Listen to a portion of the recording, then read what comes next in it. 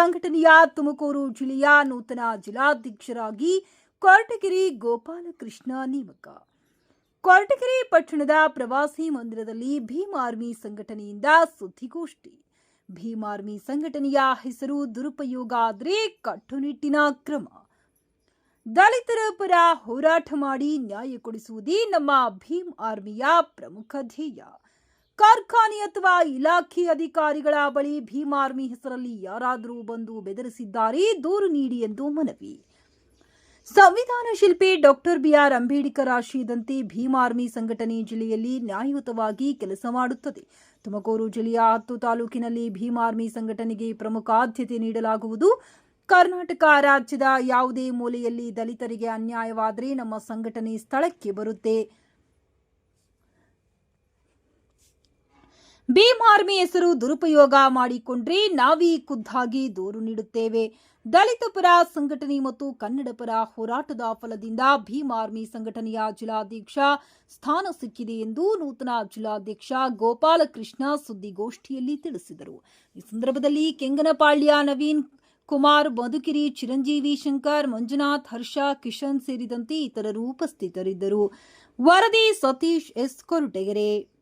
ಬಂದಿರುವಂತಹ ಪತ್ರ ಮಾಧ್ಯಮರಿಗೆ ನಮಸ್ಕರಿಸ್ತಾ, ಇಂದು ನಮ್ಮ ಭೀಮ್ ಆರ್ಮಿ ಸಂಘಟನೆಯ ಜಿಲ್ಲಾ ಅಧ್ಯಕ್ಷರಾಗಿ ಗೋಪಾಲಕೃಷ್ಣನಾದ ನನ್ನನ್ನು ಆಯ್ಕೆ ಮಾಡಿರುತ್ತಾರೆ.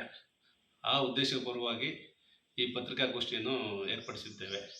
ಹಾಗಾಗಿ ನಮ್ಮ ಸಂಘಟನೆ ನ್ಯಾಷನಲೈಸ್ ಸಂಘಟನೆ. ಎಲ್ಲ ಸಂಘಟನೆಗಳು ನೋಡ್ಕೊಂಡ್ರೆ ಇದರ ಬಲಿಷ್ಠವಾದಂಥ ಸಂಘಟನೆ ನಮ್ಮದು.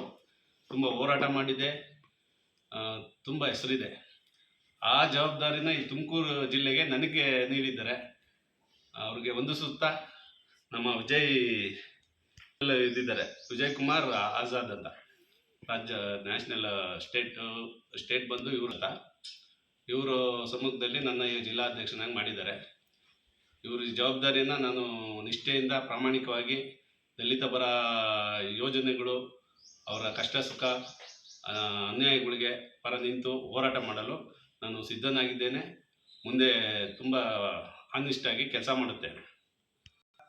ಸದ್ಯಕ್ಕೆ ಜಿಲ್ಲಾಧ್ಯಕ್ಷನಾಗಿ ಆಯ್ಕೆ ಮಾಡಿದ್ದಾರೆ. ಇನ್ನು ಮುಂದಿನ ದಿನಗಳಲ್ಲಿ ಈ ಸಂಘಟನೆಯ ಪದಾಧಿಕಾರಿಗಳು, ಕಾರ್ಯಾಧ್ಯಕ್ಷರು, ಉಪಾಧ್ಯಕ್ಷರು ಇವ್ರನ್ನೆಲ್ಲ ಮಾಡಬೇಕು ಅಂತ ಜವಾಬ್ದಾರಿ ಕೊಟ್ಟಿದ್ದಾರೆ. ಇವ್ರನ್ನೆಲ್ಲ ಆಯ್ಕೆ ಮಾಡಾದ್ಮೇಲೆ ಮತ್ತೊಮ್ಮೆ ನಿಮ್ಮನ್ನು ಕರೆದು ಅವ್ರನ್ನೆಲ್ಲ ಅನೌನ್ಸ್ ಮಾಡ್ತೀವಿ. ನಮ್ಮಲ್ಲಿ ಹೇಳೋದೇನೆಂದರೆ, ನಮ್ಮ ಕೆಲಸ, ನಮ್ಮ ಸಂಘಟನೆಯ ಕೆಲಸ ದಲಿತರ ಪರ. ಯಾವುದೇ ಕಾರ್ಖಾನೆಗಳಿಗೆ ಹೋಗಿ ಅಧಿಕಾರಿಗಳಿಗೆ ಹೋಗಿ ದೌರ್ಜನ್ಯ ಮಾಡೋದಾಗಲಿ, ವಸೂಲಿಗೆ ಹೋಗೋದಾಗಲಿ, ಈ ಥರದ ಕೆಲಸಗಳು ನಮ್ಮಲ್ಲಿ ಯಾರೂ ಮಾಡೋದಿಲ್ಲ, ಯಾರೂ ಹೋಗಲ್ಲ. ಆ ಥರದಕ್ಕೆ ಯಾರಾದರೂ ಭೀಮ್ ಆರ್ಮಿ ಅಂತ ಹೇಳ್ಕೊಂಡು ಬಂದರೆ, ನಿಮ್ಮ ಅಧಿಕಾರಿಗಳ ಹತ್ರ ಬಂದು ದೌರ್ಜನ್ಯ ಮಾಡಿದ್ರೆ ಖಂಡಿತವಾಗಿಯೂ ನೇರವಾಗಿ ಕಂಪ್ಲೇಂಟು ಕೊಡ್ಬೋದು. ನಾನು ನಂಬರ್ ಬೇಕಾದ್ರೆ ಇಲ್ಲಿ ಪತ್ರಿಕೆಯಲ್ಲಿ ಹಾಕ್ಸ್ತೀನಿ, ನಮಗೂ ಕಂಪ್ಲೇಂಟ್ ಮಾಡ್ಬೋದು ನೀವು. ನಮ್ಮ ಸಂಘಟನೆಯಲ್ಲಿ ಯಾರೂ ಬರೋದಿಲ್ಲ ಇಂಥ ವಿಚಾರಗಳಲ್ಲಿ. ನಾವು ಸುಮ್ಮನೆ ಯಾರಿಗೂ ಎದುರಿಸ್ಕೊಂಡು ಇದು ಮಾಡೋದಕ್ಕೋಸ್ಕರ ಯಾಕೆ ಮಾಡ್ಬೇಕು ಈ ಥರ ಎಲ್ಲ ಸಂಘಟನೆ? ದಲಿತರ ಪರ ಅಂತ ಯಾಕೆ ಓಡಾಡ್ಬೇಕು ನಾವು? ಎಷ್ಟು ಇನ್ನು ಹಳ್ಳಿಯಲ್ಲಿ ಎಷ್ಟು ತೊಂದರೆಗಳಿವೆ. ಎಲ್ಲ ಕಾಲೇಜ್ ಸ್ಕೂಲ್ ಓದೋಕ್ಕಾಗ್ದಲೆ ಎಷ್ಟು ಕಷ್ಟಪಡ್ತಿದ್ದಾರೆ. ಅಂಥವಕ್ಕೆಲ್ಲ ನಾವು ಸ್ಪಂದಿಸುವಂಥ ಕೆಲಸ ಮಾಡಬೇಕು. ಅದು ನಾವು ಯಾರೋ ಅಧಿಕಾರಿಗಳು ಏನೋ ಆಗಿರೋದ್ರು ಅದ್ರದ್ದು ಕಟ್ಕೊಂಡು ನಮಗೇನಾಗಬೇಕಾಗಿದೆ? ಅದಕ್ಕೆ ನೀವಿದ್ದೀರಾ, ಕಾನೂನಿದೆ, ಅವರೆಲ್ಲ ಜವಾಬ್ದಾರಿಯಿಂದ ಅವ್ರು ಮಾಡ್ತಾರೆ. ನಾವೇನು, ನಮ್ಮ ಕೆಲಸ ಏನಿದೆ, ನಾವೇನು ಸಂಘಟನೆ ಏನಕ್ಕೆ ಮಾಡಿದ್ದೀವಿ ಆ ಕೆಲಸ ಮಾಡೋಣ. ಅಂಬೇಡ್ಕರ್ ಏನು ಹೇಳಿದ್ದಾರೆ? ಶಿಕ್ಷಣಕ್ಕೆ ಒತ್ತು ಕೊಡೋಣ, ಕೆಲಸಕ್ಕೆ ಒತ್ತು ಕೊಡೋಣ, ಜನಗಳನ್ನ ಜಾಗೃತಿ ಮೂಡಿಸೋಣ. ಅದರಲ್ಲೂ ನಾವು ಅಂಬೇಡ್ಕರ್ ಅಂತ ಸುಮ್ಮನೆ ಹಾಕ್ಕೊಂಡು ಅವರು ಇದನ್ನು ಮಿಸ್ಯೂಸ್ ಮಾಡಿಕೊಂಡು ಯಾರಿಗೂ ಎದುರಿಸ್ಕೊಂಡು ಅಂಥ ಕೆಲಸಗಳಂತೂ ಮಾಡಬಾರ್ದು. ನಮ್ಮಿಂದ ಎಲ್ಲರೂ ಒಂದೇನೆ, ಎಲ್ಲ ಜಾತಿ ಎಲ್ಲರೂ ಒಂದೇನೆ. ಇದರಲ್ಲಿ ನಾವು ದಲಿತರು ಅವರು ಇವರು ಅಂತ ಹೇಳ್ಬಿಟ್ಟು ಅವ್ರ ಮೇಲೆ ಇದು ಮಾಡೋದಲ್ಲ. ನಾವು ಅವರಂತೆ ಬೆಳೀಲಿ, ಚೆನ್ನಾಗಾಗಲಿ ಅಂತ ಅಂಬೇಡ್ಕರ್ ಉದ್ದೇಶ ಇರೋದು. ನಾವು ಬೆಳೆದು ತೋರಿಸ್ಬೇಕು. ಅಂಥ ಕೆಲಸಗಳಿಗೆ ಏನೇನು ಬೇಕೋ ಹೊತ್ತು ನಾವು ಖಂಡಿತ ಈ ಸಂಘಟನೆಯಿಂದ ಕೊಡ್ತೀವಿ. ನೀವು ಯಾರೇನು ಎದುರ್ಕೊಳ್ಳೋಂಗಿಲ್ಲ, ನೇರವಾಗಿ ಫೋನ್ ಮಾಡಿ, ಯಾರೇ ಆಗಿರಲಿ, ಯಾವ ಜಾತಿನೇ ಆಗಿರಲಿ, ಇಂಥ ದೌರ್ಜನ್ಯ ಮಾಡ್ತಿದ್ರೆ ನಮ್ಗೆ ಇನ್ಫಾರ್ಮ್ ಮಾಡಿ. ದಲಿತರಿಗೂ ಅನ್ಯಾಯ ಆಗ್ತಿರೋ ನಾವು ಅವ್ರಿಗೆ ಪರ ಇದ್ದೇ ಇರ್ತೀವಿ, ಎಲ್ಲರ ಪರನೂ ಇರ್ತೀವಿ, ಅರೆ ನ್ಯಾಯಯುತವಾಗಿರ್ತೀವಿ. ಈಗ ಸದ್ಯದಲ್ಲೇ ಎಲ್ಲ ತಾಲೂಕಿನ ಅಧ್ಯಕ್ಷರು, ಉಪಾಧ್ಯಕ್ಷರು ಇವನ್ನೆಲ್ಲ ಲೀಸ್ಟ್ ಮಾಡ್ತಾ ಇದ್ದೀವಿ. ಲೀಸ್ಟ್ ಮಾಡಿ ಎಲ್ಲನೂ ಆಯ್ಕೆ ಮಾಡಿಕೊಂಡು ಒಂದು ನಮ್ಮ ತುಮಕೂರು ತಾಲೂಕಲ್ಲಿ ಏನಿದೆ ಎಲ್ಲ ತಾಲೂಕಲ್ಲೂ ನಮ್ಮ ಭೀಮಾರ್ಮಿ ಸಂಘಟನೆ ರೆಡಿ ಮಾಡ್ತೀವಿ. ನಮ್ಮ ಸಂಘಟನೆ ರಾಜ್ಯದಲ್ಲಿ ಏನೇ ಇದಾದ್ರೂ ರಾಜ್ಯ ಸಂಘಟನೆಗೆ ನಾವು ಸಂಪೂರ್ಣವಾಗಿ ಸಪೋರ್ಟ್ ಮಾಡ್ತೀವಿ. ಎಂಥ ಸಂದರ್ಭದಾಗೂ ಬಂದು ಅವ್ರ ಕೈ ಜೋಡಿಸಿ ಅವ್ರ ಜೊತೆ ನಿಲ್ತೀವಿ ದಲಿತ ಪರ ಹೋರಾಟಕ್ಕೆ. ಆಮೇಲೆ ಎಲ್ಲ ಸಂಘಟನೆ ರಚನೆ ಮಾಡಿ ಬಲಿಷ್ಠವಾಗಿ ಸಂಘಟನೆ ಪ್ರಾರಂಭ ಮಾಡ್ತೀವಿ. ಈಗ ಯಾರನ್ನೂ ಮಾಡಿಲ್ಲ, ಯಾರೂ ಇಲ್ಲ, ಯಾರೇ ಬಂದರೂ ಯಾವ ಅಧ್ಯಕ್ಷರು ಇಲ್ಲ, ಇನ್ನು ಯಾರೂ ಆಗಿಲ್ಲ. ಹೇಳ್ಕೊಂಬಂದರೆ ನೀವು ID ಕಾರ್ಡ್ ಕೇಳಿ, ನಮ್ಮದು ರಿಜಿಸ್ಟರ್ ಇದೆ, ಪ್ರೂಫ್ ಇದೆ, ಅದನ್ನು ಕೇಳಿ. ನೀವು ಸುಮ್ಮನೆ ಯಾರೋ ಶಾಲೆ ಹಾಕೊಂಬಂದ ತಕ್ಷಣ ನೀವು ಅದಕ್ಕೆಲ್ಲ ಇದು ಮಾಡೋಕ್ಕೋ ಹೆದರ್ಕೊಳ್ಳೋ ಅಂಥದ್ದೇನಿಲ್ಲ. ಇವತ್ತು ಶಾಲೆ ಕೊಟ್ಟಿರೋದು ನಾವು ಅನ್ಯಾಯಕ್ಕೆ ಓಡಾಡ್ರಿ ಅಂತ, ಇದನ್ನು ಮಿಸ್ಯೂಸ್ ಮಾಡ್ಕೊಂಡು ಓಡಾಡ್ರಿ ಅಂತಲ್ಲ.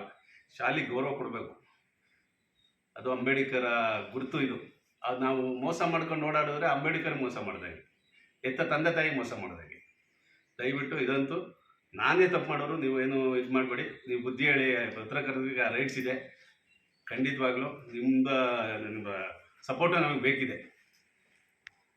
ನನಗೆ ಈ ಜಿಲ್ಲಾಧ್ಯಕ್ಷ ಆಗಿ ಆಯ್ಕೆ ಮಾಡುವ ಹಿನ್ನೆಲೆ ಏನಂದರೆ, ನಾನು ಮುಂಚೆಯಿಂದನೂ ಈ ದಲಿತ ಪರ ಸಂಘಟನೆ ಜೊತೆ ಕೈ ಜೋಡಿಸ್ತಿದ್ದೆ, ಪ್ರತಿಯೊಂದು ಹೋರಾಟಕ್ಕೂ ಭಾಗಿಯಾಗ್ತಿದ್ದೆ. ಎಲ್ಲ ಥರದ ಹೋರಾಟದಲ್ಲೂ, ಕನ್ನಡ ಪರ ಹೋರಾಟದಲ್ಲೂ ಕೈ ತೋಡಿಸ್ಕೊಂಡಿದ್ದೆ.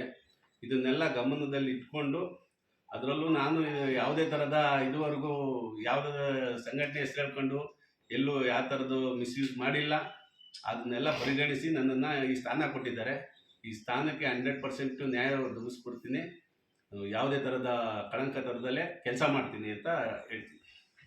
ರಾಜ್ಯಾಧ್ಯಕ್ಷರು ಏನಿದ್ದಾರೆ ಸಂತೋಷ್ ಪಾಳ್ವ ಅವರು ನಮ್ಮ ಕೊರಟಗೆರೆ ಏರ್ಟೆಲ್ ಗೋಪಿ ಅವ್ರನ್ನ ತುಮಕೂರು ಜಿಲ್ಲಾ ಮಟ್ಟದ ಭೀಮಾರ್ಮಿ ಸಂಘಟನೆಗೆ ಜಿಲ್ಲಾಧ್ಯಕ್ಷರನ್ನಾಗಿ ಆಯ್ಕೆ ಮಾಡಿದ್ದಾರೆ.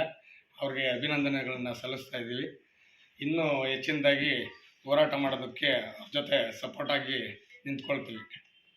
ಶಂಕರ್ ಅವರು ಮತ್ತು ಕೊರಟಗೆರೆಯಿಂದ ಮಂಜುನಾಥ್ ಅವರು ಮತ್ತು ಹರ್ಷರವರು ಮತ್ತು ಕಿಶನ್ ಅವರು ಇವರೆಲ್ಲ ಬಂದಿದ್ದಾರೆ.